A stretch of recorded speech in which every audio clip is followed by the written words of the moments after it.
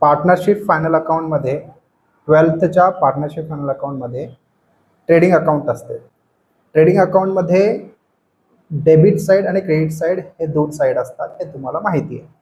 मग डेबिट साईडला जी आयटम घेतली जाते ती सर्व डायरेक्ट एक्सपेन्सेस असतात, म्हणून ते डायरेक्ट एक्सपेन्सेस डेबिट साईडला लिहितात.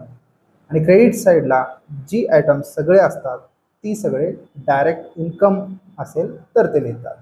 मग ट्रेडिंग अकाउंटच्या फॉर्मॅटमध्ये हे जे तुम्हाला लिस्ट दिसतोय या फॉर्मॅटमध्ये क्रेडिट साईडला बाय सेल्स लिहिलेले आहे.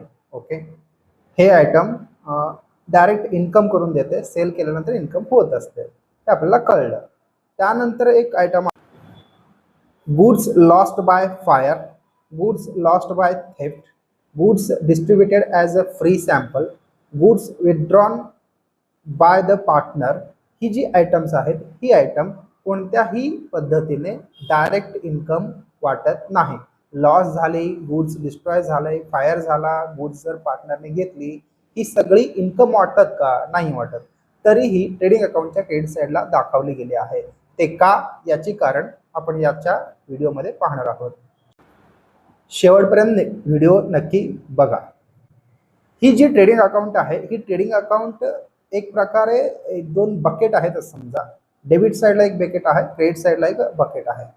डेबिट साईडला जेवढे काही आपण आपल्याकडे आणतो, परचेस करतो, तेवढी सगळे डेबिट साईडला लिहितात.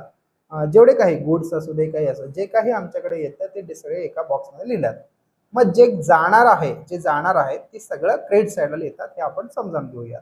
मग डेबिट साईडला जी आता समजा एक बॉक्स आहे, त्या बॉक्समधून डेबिट साईडला जे बॉक्स आहे, बकेट आहे, त्या बकेटमधले क्रेडिट साईडला बकेटमध्ये टाकायचं आहे.